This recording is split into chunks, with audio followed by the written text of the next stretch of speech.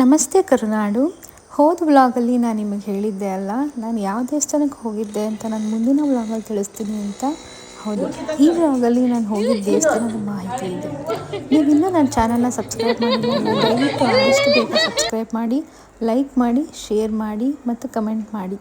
ನಿಮ್ಮ ಸಬ್ಸ್ಕ್ರೈಬ್ ನಮಗೆ ಒಂದು ಒಳ್ಳೆ ಸ್ಫೂರ್ತಿ ಕೊಡುತ್ತೆ. Thank you. ಸೊ ಇನ್ನು ಈ ದೇವಸ್ಥಾನದ ಬಗ್ಗೆ ಹೇಳೋದಾದರೆ, ಇದು ನನ್ನ ತಮ್ಮನ ಮಗುಗೆ ಮುಡಿ ತಗ್ಸುವಂಥ ಒಂದು ಕಾರ್ಯಕ್ರಮ ನಡೆದಿದ್ದು. ಇದು ಬಂದು ಮಳೂರು ಪಟ್ಟಣದಲ್ಲಿರುವಂತಹ ಚೌಡಮ್ಮನ ದೇವಸ್ಥಾನ. ನಿಮಗೆಲ್ಲ ಗೊತ್ತಿರ್ಬೋದು, ಮಳೂರು ಪಟ್ಟಣದ ಚೌಡಮ್ಮನ ದೇವಸ್ಥಾನದ ಗೋಪುರ ಬಿದ್ದೋಗಿತ್ತು. ಆದರೆ ಇವಾಗ ಟೆಂಪ್ರವರಿಯಾಗಿ ಪಕ್ಕದಲ್ಲಿ ಒಂದು ದೇವಸ್ಥಾನ ಕಟ್ಟಿದ್ದಾರೆ.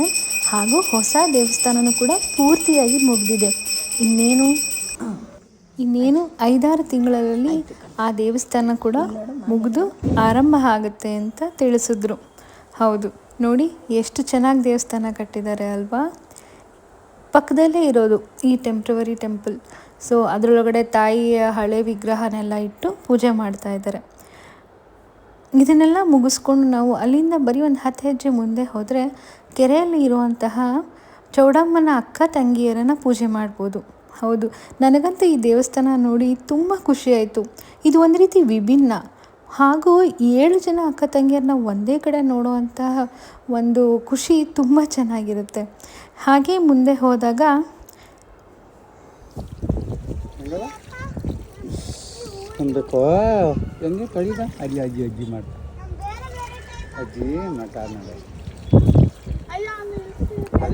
ಈ ತಾಯಿಯನ್ನ ಪೂಜೆ ಮಾಡುವ ಆಚಾರ ನನಗೆ ಬಹಳ ಇಷ್ಟ ಆಯಿತು. ಅದೇ ಕೆರೆ ಕಟ್ಟೆಯಿಂದ ನೀರು ತೆಗೆದು ತಾಯಿನ ಸ್ವಚ್ಛಗೊಳಿಸಿ ಆಮೇಲೆ ಅರಿಶಿನ, ಕುಂಕುಮ, ಹೂವು ಎಲ್ಲ ಹಾಕಿ ಪೂಜೆ ಮಾಡೋದು. ತಕ್ಷಣ ನನಗೆ ಒಂದು ಪ್ರಶ್ನೆ ಬಂತು, ಅಲ್ಲ ಈಗೇನೋ ಕೆರೆಯಲ್ಲಿ ನೀರಿದೆ, ಕೆರೆಯಲ್ಲಿ ನೀರಿಲ್ಲ ಅಂದಾಗ ಹೇಗೆ ಮಾಡೋದು ಅಂತ ಕೇಳಿದೆ. ಆಗ ಅವ್ರು ಏನು ಹೇಳಿದ್ರು ಗೊತ್ತಾ, ಯಾವಾಗಲೂ ಅಲ್ಲಿ ಸ್ವಲ್ಪನಾದರೂ ನೀರು ಇದ್ದೇ ಇರುತ್ತಂತೆ. ಅದನ್ನೇ ತಾಯಿ ಪವಾಡ ಅಂತ ಅನ್ನೋದಲ್ವಾ. ಈ ಜಾಗದ ಬಗ್ಗೆ ಇನ್ನೂ ಹೆಚ್ಚಿನ ಮಾಹಿತಿ ನಿಮ್ಗೆ ಯಾರಿಗಾದರೂ ಗೊತ್ತಿದ್ದರೆ ದಯವಿಟ್ಟು ಕಮೆಂಟಲ್ಲಿ ತಿಳಿಸಿ. ಅದರಿಂದ ನಾವು ತಿಳ್ಕೊಬೋದು. ಇದನ್ನು ಓದಿದಂಥ ಬೇರೆಯವರಿಗೂ ಕೂಡ ಈ ದೇವಸ್ಥಾನದ ಬಗ್ಗೆ ಹೆಚ್ಚಿನ ಮಾಹಿತಿ ಗೊತ್ತಾಗುತ್ತೆ. ಹೀಗೆ ಎಲ್ಲರೂ ಪೂಜೆ ಮಾಡ್ತಿರುವಾಗ ನಾನು ನನ್ನ ಮಗ ಕೂತ್ಕೊಂಡು ಹೇಗೆ ಪೂಜೆ ಮಾಡ್ತಾರೆ ಅಂತ ನೋಡ್ತಾ ಇದ್ವಿ. ಮಕ್ಕಳನ್ನ ನಾವು ಈ ರೀತಿ ವಿಭಿನ್ನವಾಗಿರೋ ಕಡೆ ಕರ್ಕೊಂಡು ಹೋದಾಗ ಎಲ್ಲ ವಿಭಿನ್ನವಾದ ದೇವರುಗಳು, ಅದನ್ನು ಪೂಜೆ ಮಾಡುವಂಥ ಪದ್ಧತಿ ಎಲ್ಲ ಅವರೂ ಕೂಡ ತಿಳ್ಕೊತಾರೆ. ಇದರಿಂದ ಅವರಿಗೆ ನಮ್ಮಲ್ಲಿರೋಂಥ ಆಚಾರ, ವಿಚಾರ, ಸಂಪ್ರದಾಯ ಎಲ್ಲನೂ ಕೂಡ ಗೊತ್ತಾಗುತ್ತೆ.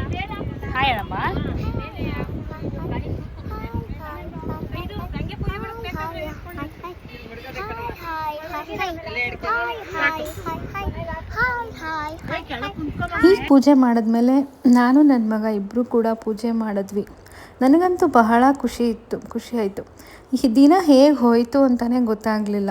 ಅದೆಲ್ಲ ಆದಮೇಲೆ ಅವ್ರು ತಂದಿದ್ದಂಥ ಪ್ರಸಾದನ ಅಲ್ಲೇ ತಿಂದು ಮುಂದಿನ ದೇವಸ್ಥಾನಕ್ಕೆ ಹೋದ್ವಿ. ಅಲ್ಲಂತೂ ತುಂಬ ಬೆಟ್ಟಗಳಿದೆಯಂತೆ. ಅದರಲ್ಲಿ ನಾವು ಇವಾಗ ಹೋಗಿದ್ದು ಬೆಟ್ಟದ ನರಸಿಂಹಸ್ವಾಮಿ. ಹೌದು, ಆ ದೇವಸ್ಥಾನದಲ್ಲೂ ತುಂಬ ಚೆನ್ನಾಗಿ ಅಲಂಕಾರ ಮಾಡಿದರು. ಅದು ಬೆಟ್ಟದ ಮೇಲೆ ಇರೋದ್ರಿಂದ ಈಗ ಮೋಡ ಇದ್ದದಕ್ಕೆ ಅದರ ಅಂದ ಚಂದ ಇನ್ನೂ ಚೆನ್ನಾಗಿತ್ತು. ಏನೇ ಹೇಳಿ, ಹಳ್ಳಿ ವಾತಾವರಣ ಎಷ್ಟು ಚಂದ ಅಲ್ಲ.